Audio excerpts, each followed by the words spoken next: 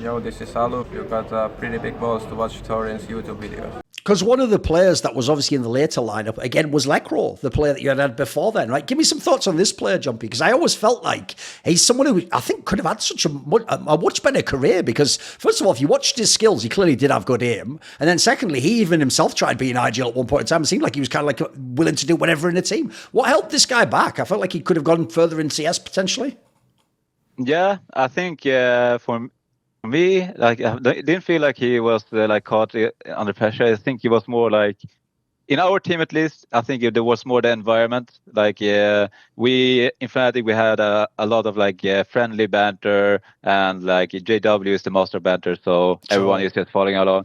So we had that atmosphere, and I don't think that's something like that suited Lekro the best. And he's also like, I think his mechanics and especially his ego, but he's just like so, like you can always expect him to like get 2 kills or like you do something crazy. But the only like bad in game, like he was just zoning out a bit. He was so focused on his own, so sometimes he could miss the calls. But it was not like, we still played good with him, so it was not like the end of the world. It caused some frustration, but it was not like, he was manageable. But I think it was more like the atmosphere was probably what ruined it in our team, and also that he zoned out a little bit. How do you coach someone like JW? Because even though actually personality-wise, I have to say, he is someone, it doesn't surprise me he's involved with organisation stuff now. He was always someone who had a serious side that did understand, you know, like important professionalism things. But as an individual player, he feels like one of the most uncoachable players ever. Like, if you think about it, right, they joke about his style of players. Like, how do you possibly ever go and have a review session and go, why did you do that? It's like, surely he doesn't even know, like, isn't he kind of just doing crazy moves? How do you coach a player like that?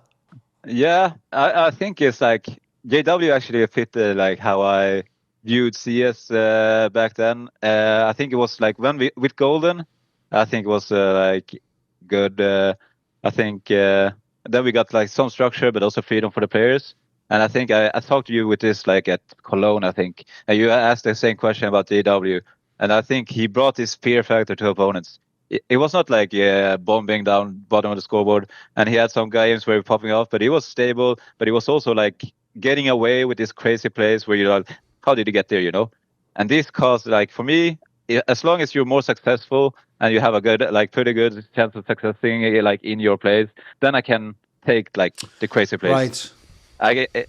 Because the fear factor is also there. But if it comes like, oh, you're losing, of course, but then we have a problem. But I think we had like a lot of success like with him playing the way he did.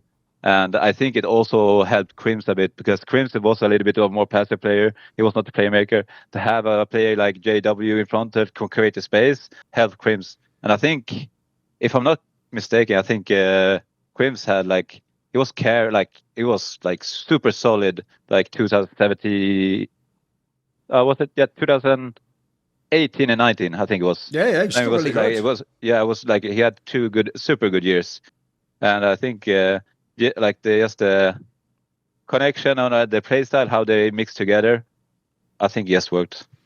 I have a weird way to set up the question about Golden that goes like this, because I actually think a lot of people to this day don't know this story, Jumpy, which is they think it went like this. They think Golden joined and then the team wasn't successful, but then you won these tournaments, and then after winning these tournaments, they just kicked the in-game leader, like, what the fuck? And then there was this whole thing of like, then he went to Cloud9, then he came back years later and all that jazz, right?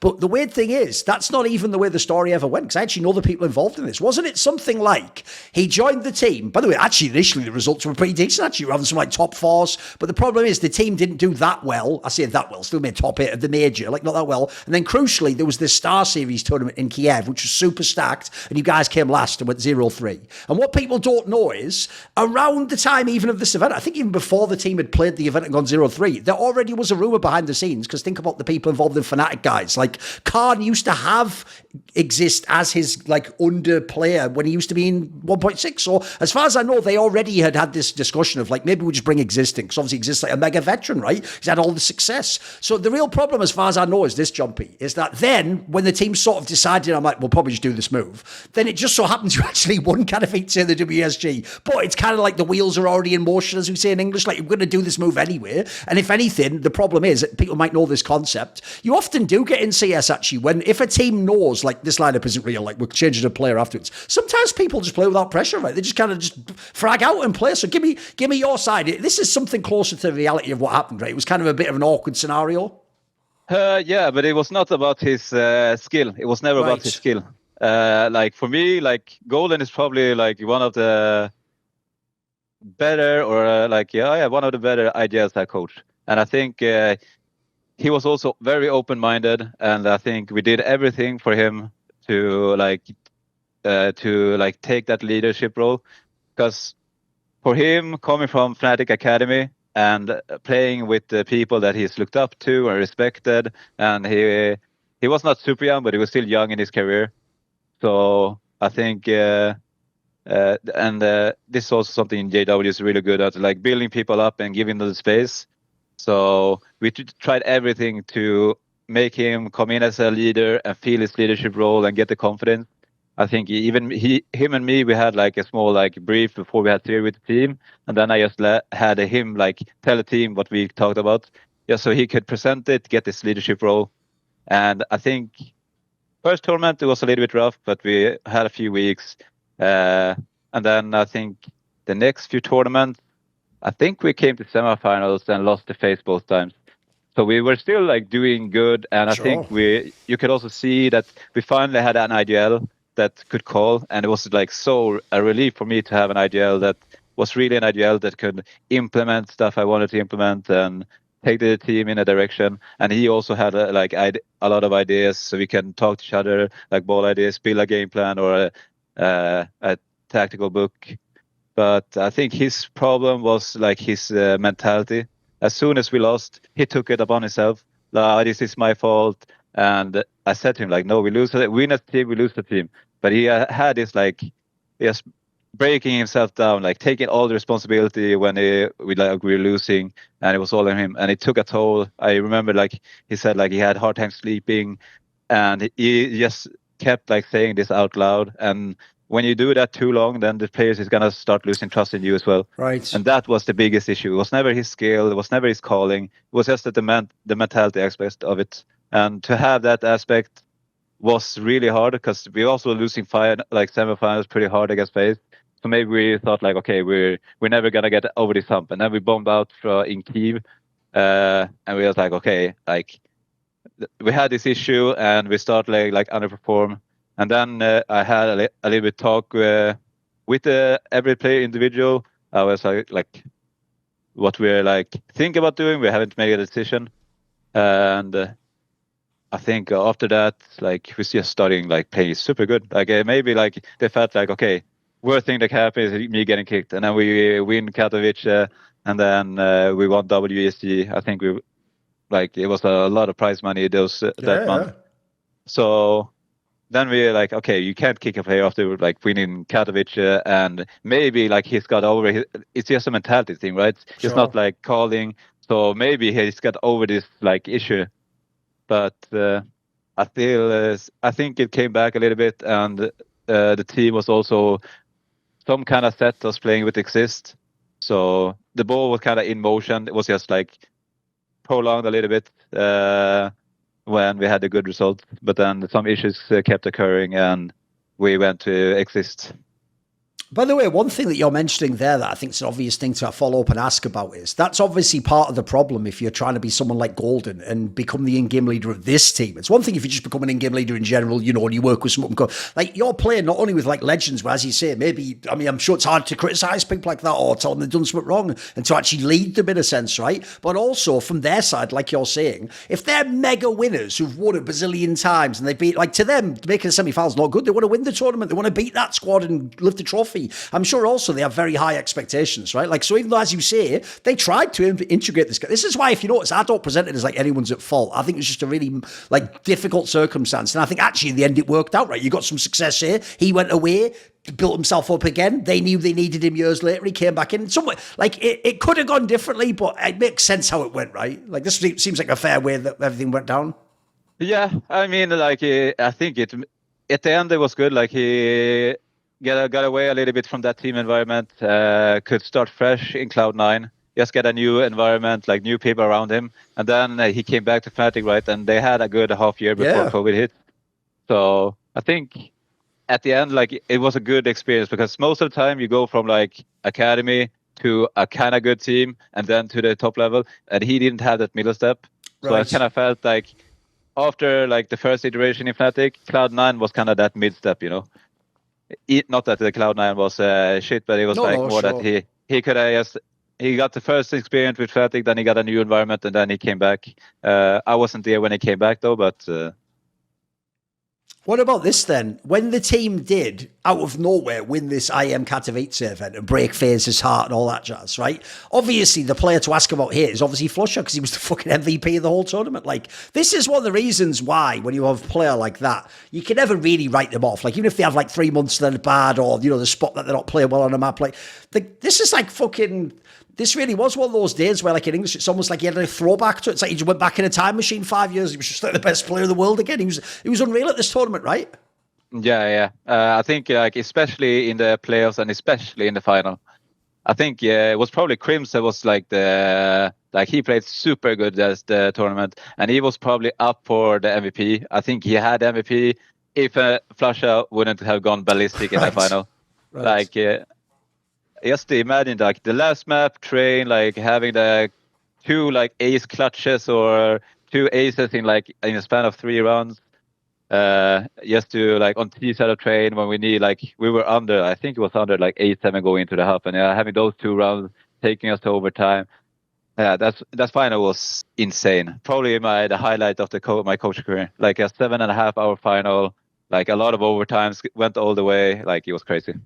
Because I feel like for you, in some ways, I'll tie it to what I said earlier about MYM and Z. It's like, again, these players couldn't be the best player in the world every game. They're not like, too many years have gone, but they could still have like a half or a map where it's like you remember it, like they have a flash of that kind of talent, right? I mean, you had some of the best players of all time in this squad.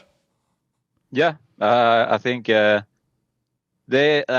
think one issue is like it's sometimes it's hard we were a Swedish team and to just to find the right pieces. I think they find it at the end.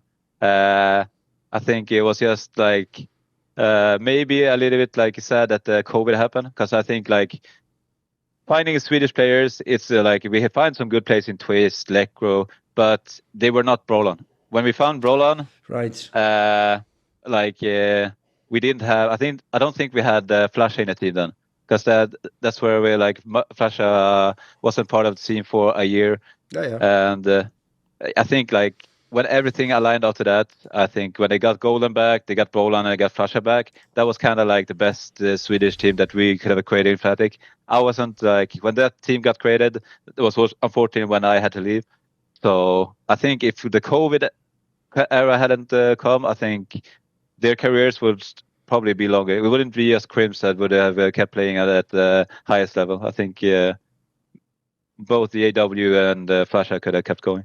One question I do have about this era before we move on to the later FNATIC is another thing. Like you've obviously talked in this interview about how when you had people like Dennis, flusha, they just were forced into being the in-game leader, because obviously, as you said, when you joined was back when, if people don't know, the best example in the world was at the time StarX famously used to basically like call for Na'Vi even lose the coach, and essentially that's the reason if people don't know why they let Zeus go or why Zeus went to Gambits, because they thought we don't need this guy anymore. Like the guy just stand behind could call, and we have all the fraggers. So I understand that they thought you were going to be the in-game leader. But I imagine another challenge you must have had, Jumpy, was if people think about the year we're talking about, we're already into 2018 now with like Astralis and all this amazing tactical stuff. Well, back then, a lot of these players, especially in your team, who were like the old school Swedish players, they very much still thought it was old school Swedish CS, and it's like you kind of play like a pickup game, you know, and you just do what you feel like in the moment, and you just, again, if you ask some super genius like flusha, I get why you think you could read the game, but that's really hard to make work in a team concept though, right? Individual players can do that. I mean, I imagine there must have been some challenges trying to sort of get them to play a bit more modern CS. Yeah, I think like it was easier to work with Dennis than with flusha, because flusha really like he just expected people to open up the map to play default. He would get the openings he wanted and then just mid-round call. But Dennis was more like open. He was not like a born IGL, but he was open to learn, and you could at least like introduce ideas. And I think flusha was more like, no, we're just gonna play default, and I'm just gonna call mid-run. And it felt like he just did it because he had to. At least I think Dennis was a little bit excited about it to be ideal, but I think flusha did it just because we didn't have anyone else. And I think it was harder to work with flusha in the IGL aspect in that sense, because I had a lot of ideas that didn't translate to the server, because flusha just expected people to play the map, to understand how to play and open up, and then he could just make a call like once we got either map control or something happened on the map. As you say, you were there during the time when Brollan came into the squad, and obviously that was the year he became like one of the best players. And it's just all the recent times that he's had this weird period where he was in NIP and it was not going well, and then he came to Mouse afterwards. And if people don't remember, this guy actually, as soon as he hit FNATIC at the top C, he was pretty much like a revelation. He was almost good immediately. Who was this guy? Because I've got an interesting sense of him from interviews, Jumpy, where it sounds like he's one of those people where it's almost like he himself doesn't know how good he is at the game or something, because people always make it sound like it's more like if in a team other people take all the roles or the spots, he'll just kind of let himself be put over in a corner, you know. But if you ever watch his game, his skill's amazing. Yeah, like I think we even had him as a stand-in instead of Crims like a year before. Okay, right. Like when he was 15, I think. And I think I shared room with him as well. So at least I was like 33 or something, and like 15 years old. Like, what do we talk about? But like he was even super good at that event. And then I think 1 year later, I think he was like 16, 17 when we brought him in. Like super young, super skilled, and he wanted to do a lot. Like he wasn't feared. Like he was kind of fearless player. And that's also like where JW is like really good at like harvesting and making an atmosphere team where good talent can like thrive. Because he's like, I think he managed to like, Brollan has some ideas like in theory time, and like he encouraged Brollan always like, okay, if you want to do this, Brollan, just do it. Like always encouraging like the new players, and he did the same with Golden. So JW is like, it's awesome to have a player that can help you with that aspect, to just build an atmosphere where new talent can come and feel like, oh, this is an atmosphere where I can try and I can get better, and like they believe in me and stuff like that. So, and then I think Brollan just like took that, and I also think when was the AUG meta and Krieg meta that came after that, and he was just crazy with the Krieg and AUG. He was like, back in the days, you were fast scoping with op, and he was just flicking scoping in with AUG and Krieg, like just popping people everywhere, like super good. I think it's just my sense, because I just coached Brollan for like a year, and he was really good in our team, and I think we had a good atmosphere in the team. I think when the atmosphere is not great, I think that's where he kind of loses a little bit of his performance. And if what I can like see looking from the outside, like both at the end of FNATIC and in NIP, like it wasn't like great times, and I think that is kind of what affected his play style. And if you can see now, Mouse is probably the team you look at, it seems like a family, right? Yes. And now he's performing again. So my guess is like atmosphere is like is very important for Brollan. I can see why you've referenced specifically around JW that he did this approach, because if people don't know, the obvious contrast is not this one Brollan was in, but the old school version of NIP. Like when I asked about Pit, for example, famously, that was the era when they had those 4 original players, and then there used to be the 5th player. My joke was like, my joke on the desk was that fucking 5th chairman will have a trapdoor underneath it. It's like, as soon as something goes wrong, that's the guy getting kicked. They're not going to, like, it's not like Get Right's going to turn to Forest like, maybe we should kick Freiburg. It's like, you're going to kick the new guy that you recruited. So the problem is, I have to say, back then, people were a lot more almost like pro sports. People were kind of ruthless. Like, if you've got a spot on a team, it's more like, right, go on then, be really good. And if you don't, they'll just kick you the fuck out and get someone else. So it's actually kind of the opposite what you're talking about. Like, JW went out of his way. People in this team went out of their way to try and give this guy confidence or actually give him space in the team and his spots and stuff. That's a big deal, right? Yeah, I think we brought in Brollan and we put him in the star positions instantly. And he was aggressive and he was like, I want to pick mid on OPS. And you can hear JW, just do it, and just encouraging that behavior, just take a risk, be confident.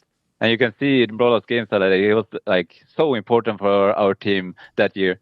And JW should have a lot of credit, like how we had like both with Golden, even though it didn't turn out perfect with Golden, like he helped me a lot, like handling like the new young talent. Right, let me ask about some teams that you got to coach against, because you got to coach against some banger squads with these FNATIC runs. So you referenced it earlier, when they first made that super team with Olafmeister and Guardian joining a FaZe Clan, which on paper even still just looked like, what the fuck? And then it was actually even good in the server, like those first few tournaments. They were just wrecking everyone, and you guys had to play them. Like, what was this team like to face? I think like we had the hardest time against FaZe. It felt like, first off, I think Golden at the start, like it was like, okay, this is like big names. First time playing like playoffs. I think it was like the FaZe League playoffs. ECS, yeah. And yeah. So and also the ESL Pro League finals. So both of them we played against FaZe in the semifinals, and we got stomped both times. And we had a really hard time. We didn't have a like, okay, what do we do? We just feel like we're getting out-aimed, out-picked, didn't have an answer for it. And then I think when we got to Katowice, I think we played them in the group and won. And that's where we get the I think, if I'm not mistaken, or they were in our group and we didn't play against them. That's where we felt like we had a good run that tournament. I think we went number one in the group. And with the confidence, that's where we could feel in the final. Like, I think they were probably like a little bit better like individually overall. I think we had like more hero rounds in that final. I think on paper they were better and they were playing like full maps pretty good, but we were fighting tooth and nails to win that final. And it finally, like with confidence, it felt like we had a chance. But I think if we would play that final over, they would probably win maybe 2 out of 3 times. And then obviously you got to play with a slightly different lineup later. The GOAT Astralis lineup, that was insane. Right? You actually had a tournament run. It was the one at Chicago where they beat you guys in the semis. Where, bro, this might be, if people, as soon as I describe it, people are going to instantly remember the round, even though they don't think they will, right? This is like the most iconic Astralis round ever, because everyone knows their best map was Inferno, right? And they were obviously like beyond godlike on both sides of that map. Well, on T side, this is the one where they were going to literally lose this match. Like, this is the last round. If your team wins it, you're on CT side of Inferno, and they do that round that people are going to remember as soon as I mention it, where they do like the most perfect like molly strat entry to the B site, where it's like some out of a fucking like example you'd give to your players, like you molly out these 2 players here, then you have to come out and they do this strat where when they do it, not only do they like clutch out the game and then come back and win, but like if you ever watch this actual round, I've watched this demo back, I don't even think there's any counterplay to this. Like, they actually perfectly did read where everyone was and then took like every gunfight. And like, that's like Astralis. Like, give me some thoughts on playing this team, because I can tell you a lot of top pros have that same feeling, mate, where it was like, what was I supposed to do? What was I supposed to do? I think that game, I felt like we were better. I think we played them so many times before that, where it felt like, fuck, they nade us everywhere. They just like peeking together. Like, it just felt like they just knew what we were doing all the time. But that game, I felt like I think we were shooting harder. I think we were better. I think we won comfortably. They won 1. And then we were like leading 15-9 on Inferno. Felt really comfortable. And then when you can feel the victory, like you can smell it, that's where everything is go to flames, literally. And I think I even called, like, because we were picking off, like, they just find entries all over the place. And I think I took a time at either like 15-13 or 15-14. And I said, like, okay, just buy time, and then they will end up B, and we just stack B site late round. And we do that. And then the round they smoke, double smoke, and then they just burn the full site, and Crimson just jumping there in the flames, and the round just go to shit, and I was like, fuck. So yeah, and it was unfortunate, because it was also our first event, I think, with that lineup. Right. And I think if we won against Astralis that game, I think we would have won that tournament. Yeah. I think we played super good that tournament. Like everyone, like the firepower was insane. So yeah, it was unfortunate. Did you get the sense when you played their team, like, could you tell they're like anti-strat you and study the demos and stuff? Do you get that sense when you play them? It was not more like anti-stratting. It just felt like the way they just played, like especially the CT side was just like they just had like a good response to whatever we were doing. You know, they were timing the nades like right in the right timing. Like sometimes you want to go fast and they pop flash, and then sometimes you go slow and they just timed the nade perfect. It just felt like. And we didn't have like a style that was like, oh, we're gonna go here at 147. We had a pretty like, okay, we take this map space. We had different timings, so I don't think it could be like, oh, we're gonna nade here or we're gonna know exactly where they are. I just think that they did it against so many teams. So I just think they like patched it and they just perfected it. Like that status, utility, and just you get so much like you pressure the team so much. So when you take the duels, it must have felt so super easy for them. Because you can just feel it from our side. For me, looking, it just felt like, oh, 8 and 8 here. Okay, they spoke those off there. Like, they used the utilities so good. So it just felt like once we got the fight, we had, like, been put down so much. So they were probably feeling the upper hand, just taking those fights. And then in 2019, when the team had that run where they made a couple of finals, one of them, the Star Series one in China, was where you played against Na'Vi, and obviously they won this tournament, right? Mate, for me, this is an era where, I'll just explain it this way. This was prime fucking simple and electronic bit. Like, these players were just fucking bonkers back then. This was even a close final, but like, mate, I do think, that's why everyone called Simple the GOAT back then. He was fucking unreal, right? Yeah. I think, well, this was, we had this was also like we had some issues. I think we had this was a tournament after we blew out from the Katowice major, and this was kind of similar to the Kyiv incident a few years before with Golden. And I think after that we had a big team talk. I talked with every player individually, just like, okay, we have some issues, but you need to focus on your role. And then we came back and we came to the finals. And against Na'Vi, like, yes, we made maybe some maps close, but they won 3-0, and it was like super tough. Like, they were like electronic and Simple they were shooting really hard. Like, it was super hard for us to face them. Like, even like Liquid, they had their super team at kind of the same time, but Liquid felt like fine to play against. But Na'Vi was like, when the Simple and the electronics was on, it was like, okay, what the fuck? Like, they are getting the kills, like, and you need to play with the disadvantages and then overcome. It was like so annoying losing players in a way that you usually don't. With Liquid, it was kind of like, okay, you feel like it's kind of the same, like you're losing the players, maybe you do something aggressive and you miss that duel. But with Na'Vi, it felt like you could have a different feeling. You had a different feeling against Astralis, like just the utility and how overbearing it was. But with Na'Vi, it was just more like you were just losing people, and it was just super hard. Because obviously the other final, as you just referenced, was the one against Liquid in Sydney. And like, this not only was a 5-mapper, there's absolutely a world where Fnatic could have won this one. I mean, it looked, even quite frankly, like, obviously, remember their old lineup used to be called chokers. It looked like they were about to choke, mate. It looked like they were like this close. Like, I've always wondered, actually, if they lost that one, if they ever would have had all their run of tournaments, you know, because I feel like that's the one where if you win the other way around, then you think, oh, no, that was just last year. Don't worry about it, guys. We're all good now. What do you think? I think Fnatic could have won this final, mate. Yeah, I think for me, it was like 50-50. Like, looking back at it, like, it was a few rounds here and there. But like, on paper, they were supposed to win, I think. Like, people counted them as like the favorites. But I think like the final could have gone either way, in my opinion. And yeah, I think it was a lot of like those tournaments. I feel like, looking back, that okay, it could and maybe get more title, because for me, like, I only had the Katowice, like the big one, you know, and I felt like it's so many other tournaments. Like, I had the Chicago one, maybe like the Sydney, where you can like look back, okay, like I had some more trophies in the bag, and that's kind of like probably the biggest disappointment from my FNATIC times, that I had so many opportunities to get another like first place finish, and we missed out like with margins sometimes. So, are you someone in general who's hard on yourself? Like, some people go the other way and go, hey, I was second, top 4. To you, it was a big deal to win? I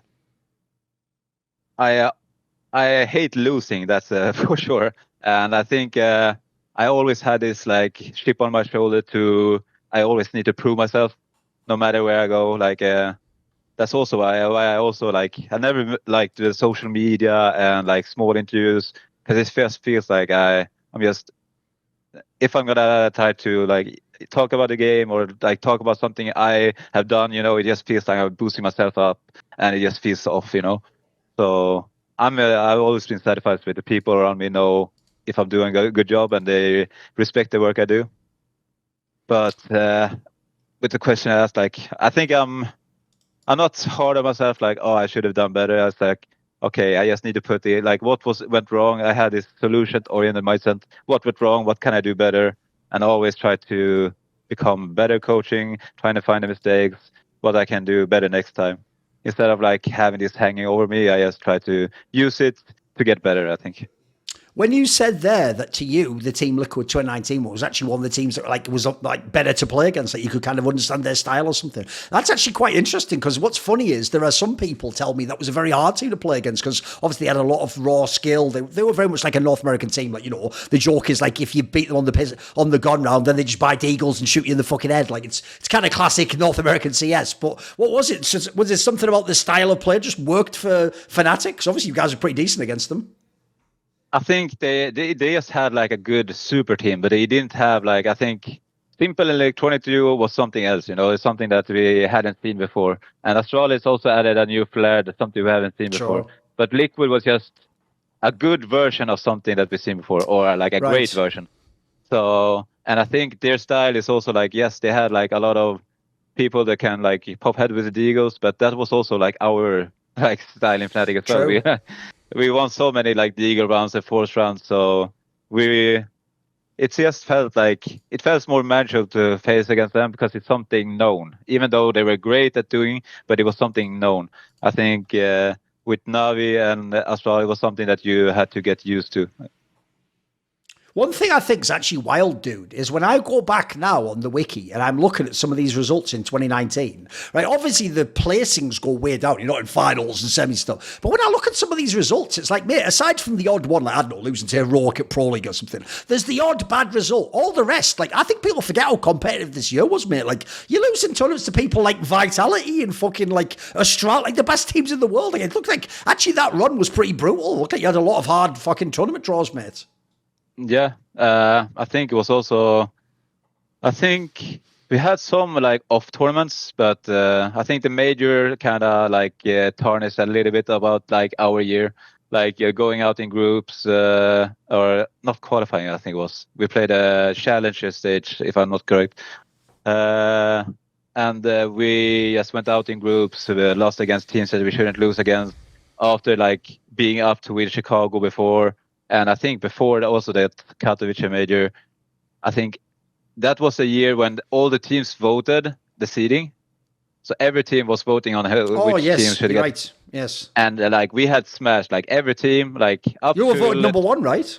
Yeah, like by far. And we had beaten like every team, like so hard in pack, until 2 days before the major starts.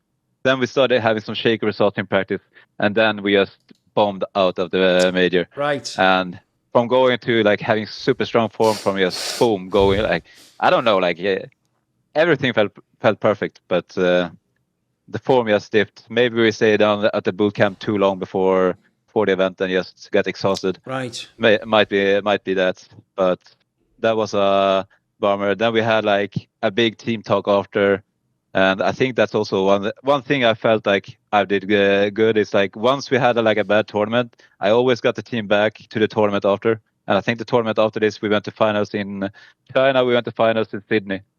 And then after that, we had some rough patch before I had to leave. A question I have then, I actually didn't know that piece of trivia. I did know the thing where it was like the seeding was done by the players, but I actually forgot that detail you mentioned, that FNATIC was seeded number one by all the teams. Because the reason I would bring this up is you had other majors that you went to with different FNATIC lands where you were in like the playoffs and stuff like that. But actually, even though this one on paper is one of the worst, because it's almost like last players finished pretty much, this is the real major that got away. Like this is the one where you could have actually had a really good run.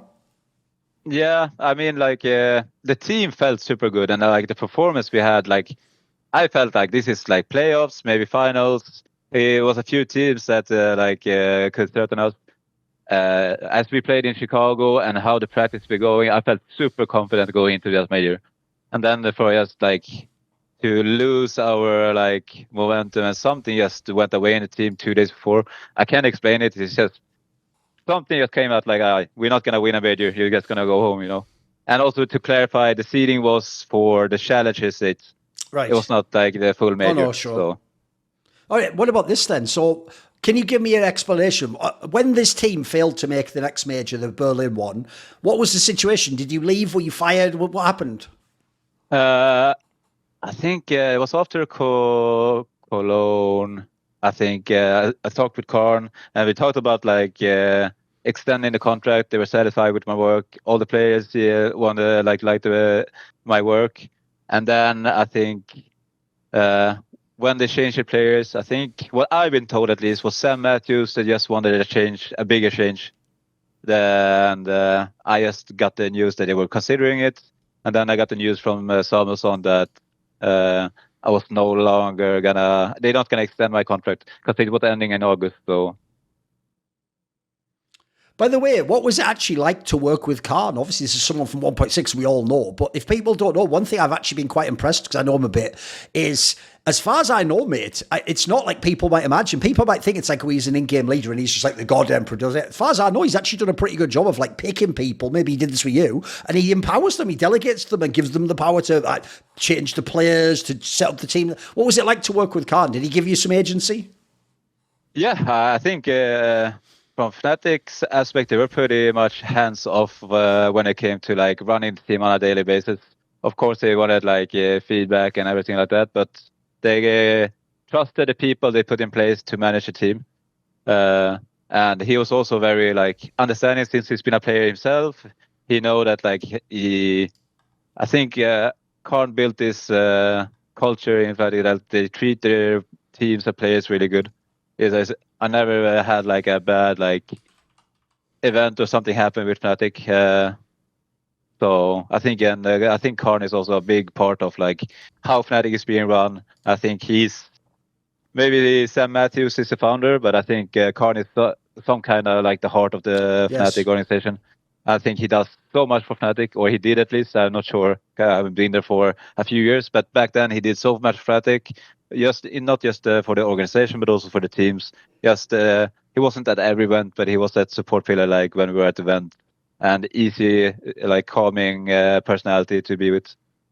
After this, if people don't know, during the dreaded COVID year, you coached the North team, which was actually like the end of them having the good players. It was when they had like MSL and Cajun B and AZ. Some of the players people will remember. But obviously, look, a lot of people have deleted this year for obvious reasons, because who gives a fuck? It wasn't real CS. But what I want to know was, like, do you have anything to tell me about this time period? It must be a different project to work with.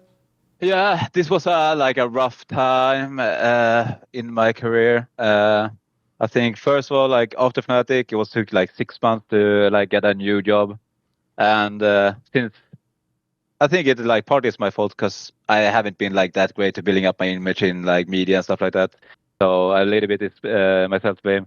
But then I got the opportunity. I went for an interview down in Copenhagen with the North, and I think it was quiet for a while. Then like a month after, they asked me if I wanted a coach job, and they wanted the pitch. They was for me was they wanted to build like a top 5 team the year to come, to rebuild and build a top contender team. And unfortunately, like I moved to Copenhagen because they wanted every player to live in Copenhagen because they had the facility and stuff.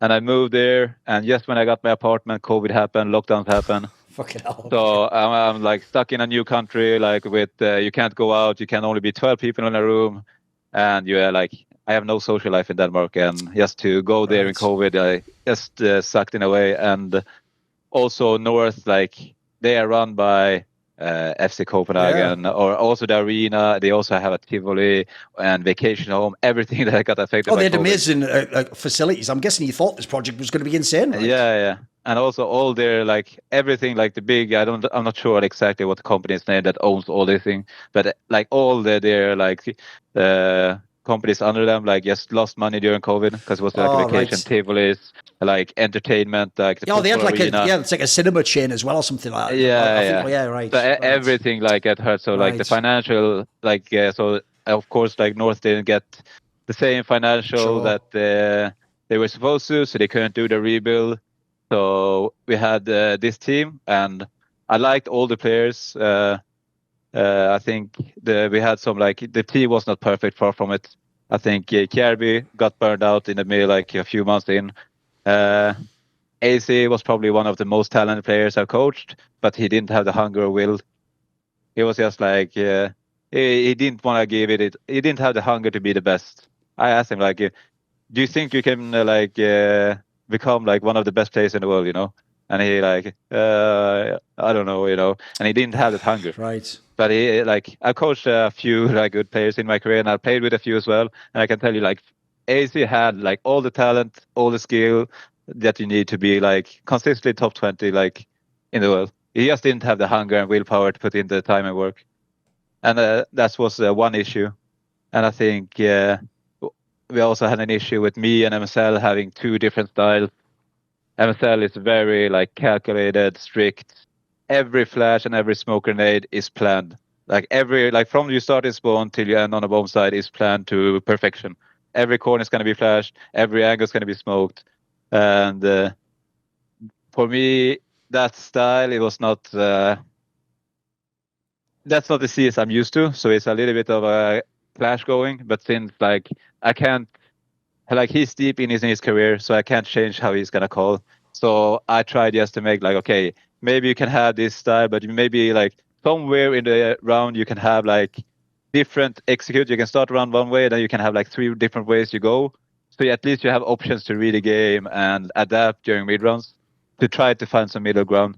But it was still like a mess since I think Blade touched on this pretty good, like in the Inju and HTV, like when it's too many, like different mindsets of the game, like trying to work for one go together, it just gets messy, and we had that problem. By the way, just to emphasize what we referenced earlier, right? I'm guessing since obviously you joined before all the online year and all that bullshit, as you say, the thing I think people always forget about North is because they had this connection to FC Copenhagen, the biggest Danish football team, they did have actually potentially a lot of resources. And it's why actually they were a very ambitious team. Hence where they signed people like Kjærby instead of Astralis. Like they were trying to be like, we want to be like Astralis. We want to be a top 5 team in the world. We want to have all this success, right? So I'm imagining when you joined this project, like obviously it was not only not what you hoped, but none of the things you hoped were able to be there. Like I imagine if you think you joined a squad like that, the premise is like once I get the team to a good level, then I can sign a big player and I can get bigger things, and essentially everything goes up, right? Whereas this year it was kind of just stuck in the same spot, right? Yeah, it just went the different way. That's and it's sad as well because I know that you bashed on the North management, but that new North management, they had Graham Pitt and Christopher Messi also from Complexity, yeah. Yeah. So like and they also had a performance coach that has like previous experience in football. Oh, right. And he also like I think he worked after that. He started working with FC Copenhagen. So and he's a performance coach. So he's like his thing was like to create an environment that builds up performance. It was not just like mental coach, like talk about like it was just building an environment around you and activities that's gonna hype on your performance. So they had all the like the staff around it, but it was just unfortunately like when I think everything aligned, the financial part just went away. So right. Yeah. What we'll do is we'll keep the topics together. So I do want to ask a little bit about the Valorant period, but I'll just ask to keep the CS stuff together now. I saw that actually, Law, at the end of last year, you came back and you coached the G2 women's team. So you had like all the old school like Zaz and Juliana. What was that like? That's kind of a weird out of nowhere move. Do you know these players already?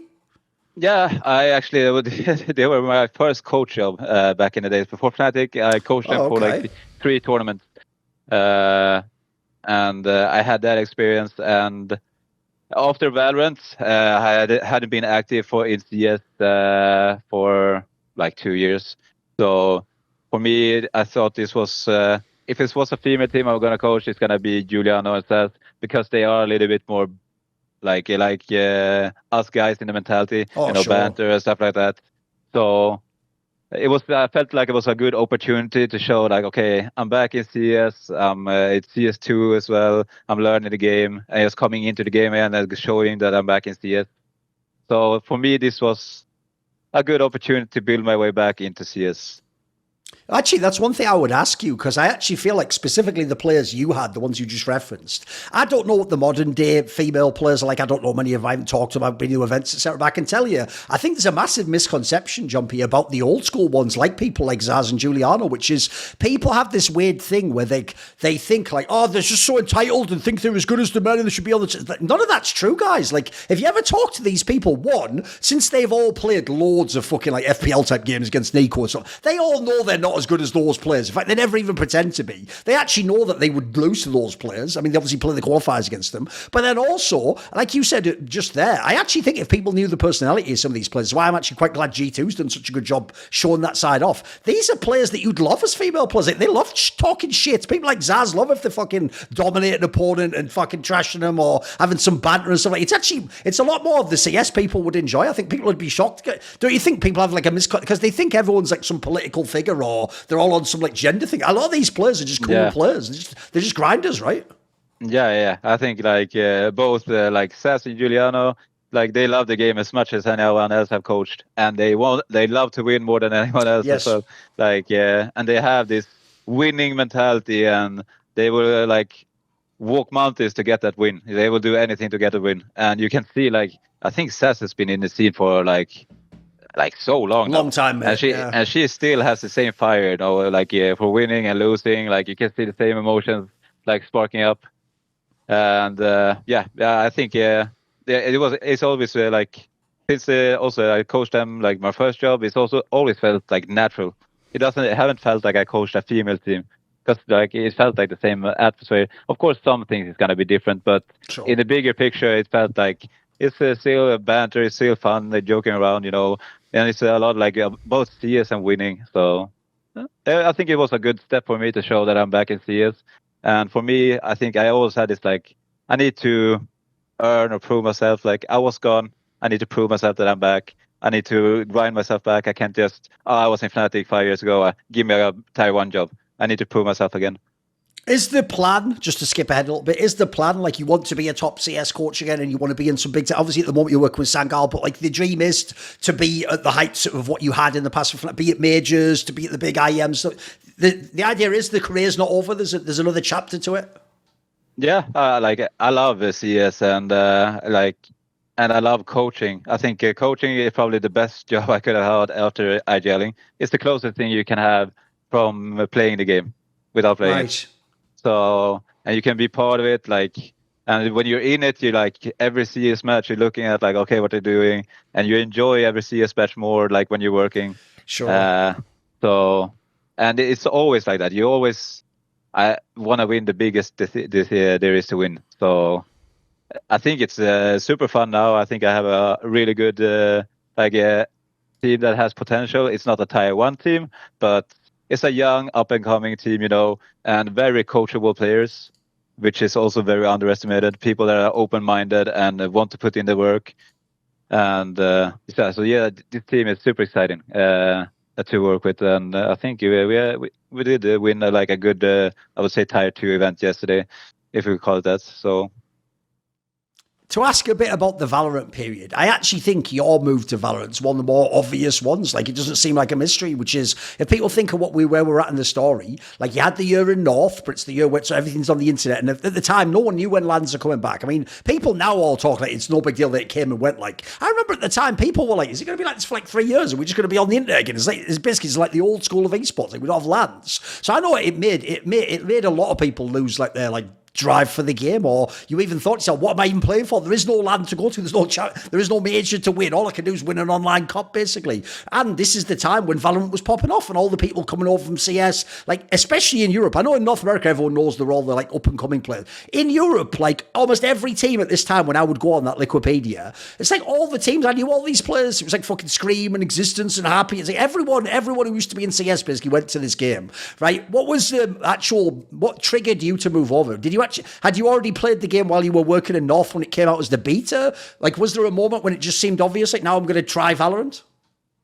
I think I never had planned to. I got the offer, and then I was in a position where I felt like I had like 6 months between North and FNATIC, and then North just died out, and it was COVID. So I was like, okay, I have a job here with a decent salary, and I have been playing like Valorant quite a bit, and I thought the game was enjoyable to play. It was like a fun, like switch up from CS, from playing CS all your life. It was like kind of same, but a little bit different, So in that moment, like just being like unsure about my future and having this opportunity in front of me, and also been enjoying the game on a personal level, was like, okay, I'll go for it.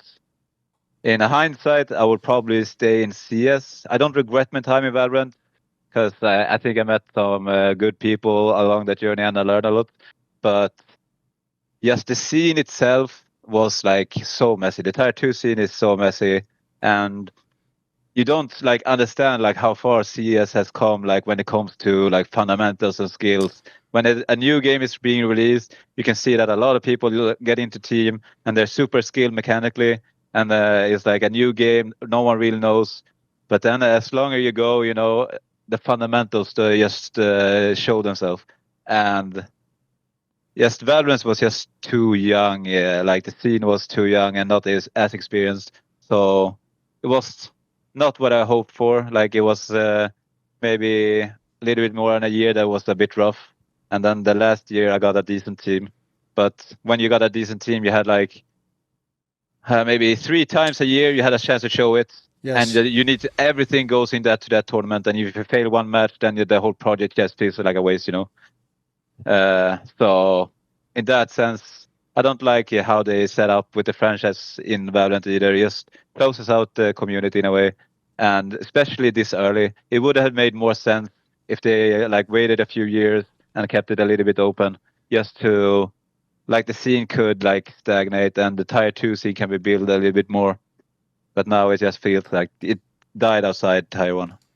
One thing people might not understand that is very different about Valorant to Counter-Strike is I feel like the job of a coach is so much more fucking difficult in Valorant, because in Valorant they don't have demos. So like you're watching fucking VODs like frame by, you look at the mini-map, like what's he doing, there's that utility. Remember, if it's like a new patch and there's new agents out, like you just have to figure that shit out on the fly. There aren't like, you haven't had 50 scrim games against that team, or if it's a North American team, you might have never played them. Like it actually sounds like the job of a coach is really fucking intense in this game. Yeah, I mean, it was harder to, like, as you said, like review games, because like, yes, you can watch VODs, but maybe they don't even show, like, maybe they show the enemy POV, yes. And it's just a minimap you see anyway, so how much does it give? And so it's hard to review games. In practice, you could like, you can record a practice, right, on a unlisted YouTube stream, and you can review from my POV, but I can maybe not catch everything. But I think on the utility aspect, I have like from both sides. I think it was more information, like harder information-wise in Valorant. It was much more information, like, okay, ultis, orbs, like, okay, what utility I had to use, what I had left, and keep track of everything. That was like much like more complicated. But I think like when it comes to like map control and just playing as a team and placing players, having the flank, in Valorant, so much comes easy, You have like fucking cameras, tripwires that holds your flank. Right. In CS, you need to work the map as a core, but still have 2 people holding flank, and maybe one makes a lurk play. And the maps are so much bigger, right? So you need to work for map control before you can hit the site. In Valorant, you can practically like hit a site immediately on a lot of maps. So I think it's different, like in difficulty. I think fundamentals, I would say, is probably more important in CS. But it's much harder to like take in consideration all the utility and everything in Valorant. There are a couple of players I want to ask about, which is, if people don't know, he didn't just retire in CS. You actually got to coach Happy, the French player who's obviously the major winner with Envious and LDLC. Right? What was he like to work with in Valorant? Because this is another person I've talked to a lot in CS. And in CS, I can just tell people, he kind of is like what his persona was like in interviews. He does actually think he sort of almost like invented CS and figured it all out. And he's pretty sweet. He's one of those people where, even though I like to argue, so I enjoyed it. Like, he's the sort of person where I could just argue with this guy for like 3 hours at after party about whether, you know, that was the right map pick and should you do it. He has a very strong set of opinions. So it must be interesting for you to work with him. What was he like to work with? Yeah, like he was special, and he was like very strong-minded, but he was never like unfriendly. He was very like pleasant guy. Like, he just had like very set ideas how to see stuff, and I think we're probably like a little bit culture different. I think I'm a little bit more like, he has strong opinions, but I think also I have pretty strong opinions as well, and we kind of clash a little bit. And I think sometimes even here, I need to kind of see the logic with your argument sometimes. And I felt like sometimes if you explain it from a feeling, sometimes maybe you miss a logical like the analysis of it. And I felt like sometimes we were like missing each other's points when we like trying to discuss. And also, to be fair, that he wanted to be like the star, like a duelist or second duelist. And in my opinion, that from him, that day has passed. Like, for me, I wanted him to go fully into like supporting IGL role, right, and just embrace it and make the best of it. But he was clinging on to playing duelist, and I think if he would just embrace the full IGL role and been a little bit more like open-minded, like to the tactical aspect, I did think he did some sacrifices when it comes to role. He tried like the smoker role, but you can tell that he didn't feel it. So it was special. It was a special time. I was not at the best time of my career back then either, so it was special times. And then you also had the other former CSGO player, obviously RUBINO, the Norwegian player who used to play way back with Dignitas and early North, etc. Who was this guy? I actually wasn't even aware he played Valorant, so fair enough. I didn't know he was still playing. Yeah, super chill guy, like a guy that's maybe isn't the best skills. He's stable skill level, mechanic level. I think he was the same in CS, but really good like fundamentals. You're not gonna see him like over peak. It's not gonna see him throw away like a upper hand. Like, he has to play the percentage really good, and really solid player. I think when we worked together, I think he was just like the end of his career. He just wasn't motivated to put in like the time needed. So I think it was just that. Otherwise, I think it was a great person.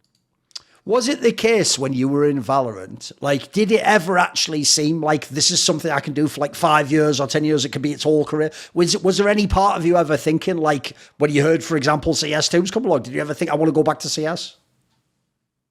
I think I always had like, at the end, I started like looking to go back at CS, because it was also like franchising was rumored that you need to live in Germany, and I have no plans like moving to another country.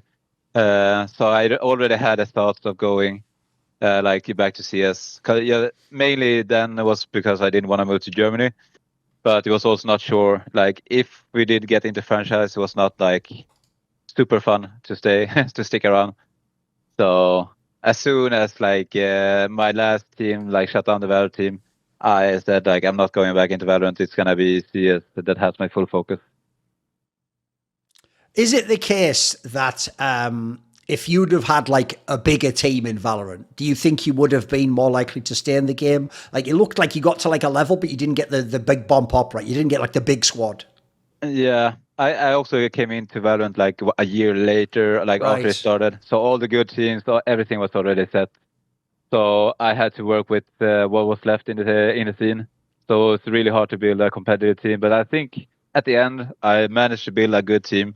But we had 2 chances to prove it. Like, we won our region league like pretty easy, and then it was like 1 league where all the regional leagues play together, and we lost like the second game in playoffs, and then you need to wait a half year after that to prove yourself again.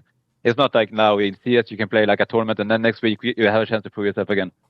And to hit your peak performance in that, like in the right timing, when you have 2 events a year, is like, how are you gonna know like how good you are as a team, like when you don't have the chance to prove yourself?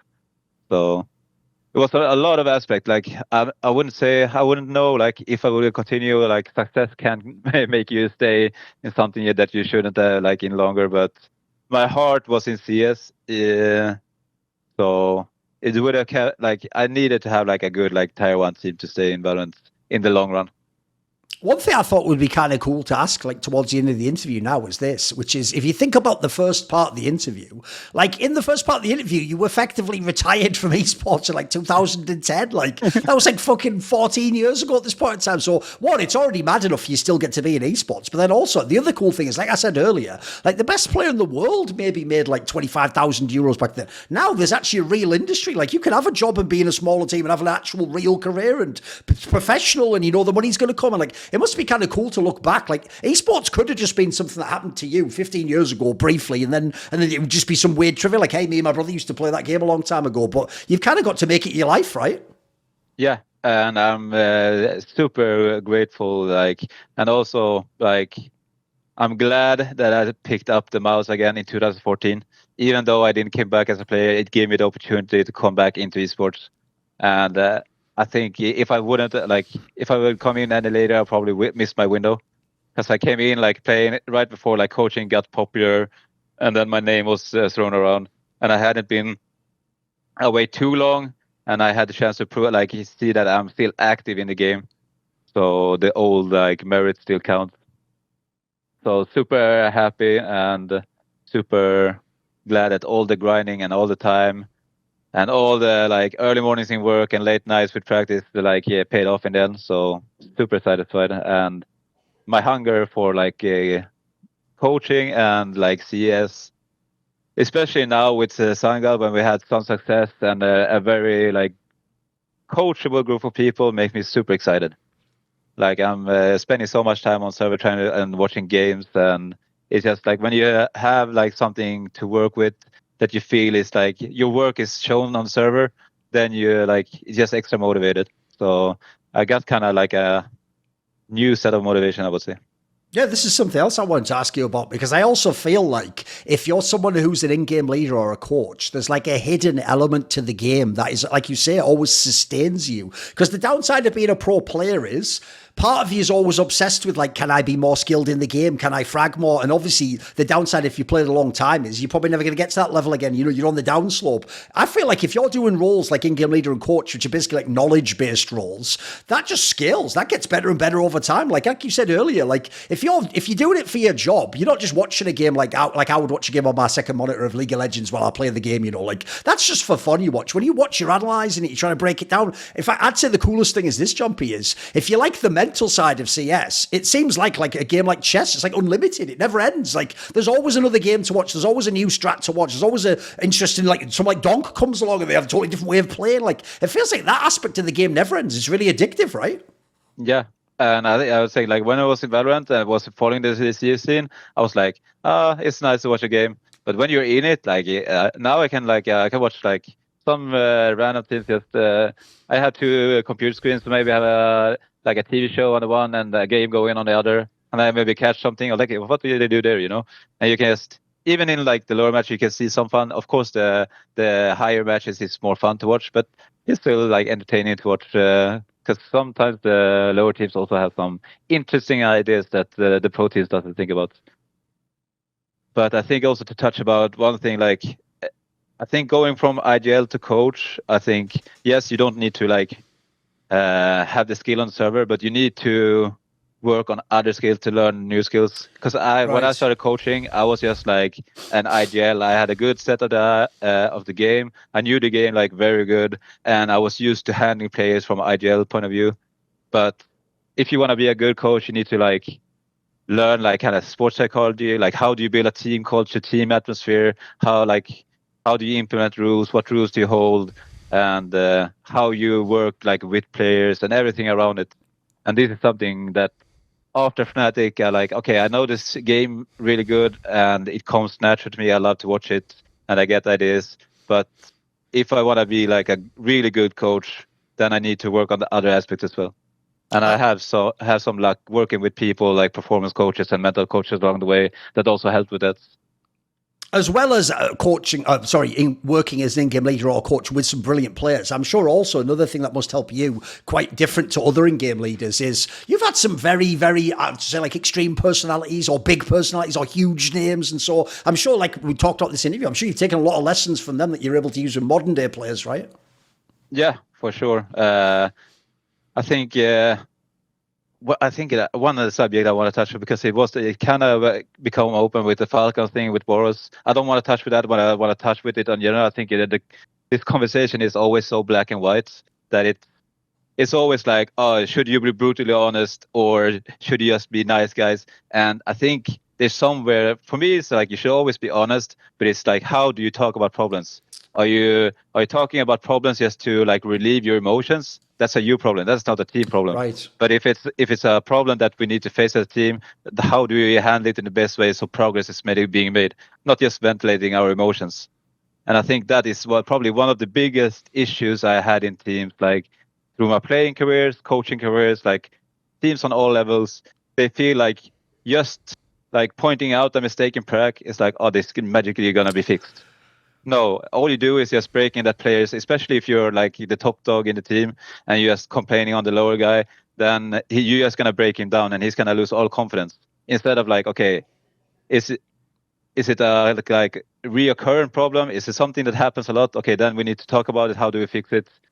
And if it's a behavior problem, like be really hard about it. Like if someone is not like giving 100% or not focusing, forgetting strats, then of course, like then you need to be tough. But is it a decision making where they try their best? Is it really like, oh, you shouldn't have done this? Does it help? And people don't have that really this conversation about how they talk about mistakes and how they get better. And I think that conversation was pretty black and white. I would even say, actually, the cool thing we could touch on it, because it's a reflection on your whole career, is that is the thing I often do think that people aren't able to know wasn't there in the old days when you were like a pro player in like the 2000s. It's like there wasn't even coaches, guys. Even when people were listed as a coach, they were really just the manager. It was the guy who booked the flights or, you know, came from the org to make sure everyone has a jersey. Like, that's the thing I always wonder about is think about how amazing some of the players and teams were and like the Golden Five with their mental fortune. I just think if you could go back in time and we had it like sports, like now, where we had real coaches and proper staffs and sports, like it would have changed the game, right? Because back then it was just like people would just figure it out themselves, right? You just had to hope someone's clutch. You have to hope someone doesn't break down in a big foul. You have to hope some guy gets his ego under control. You just have to hope these things worked out, right? Yeah.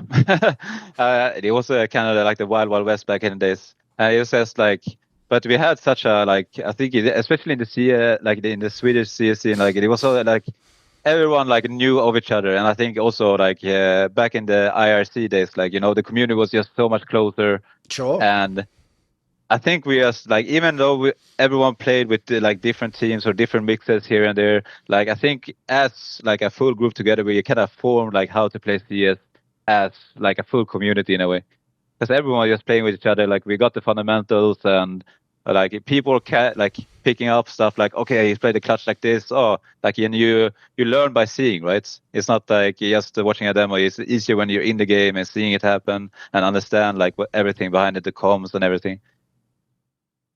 At the end of this interview, do you have a final message for people? Do you want to say hello or thank you to anyone?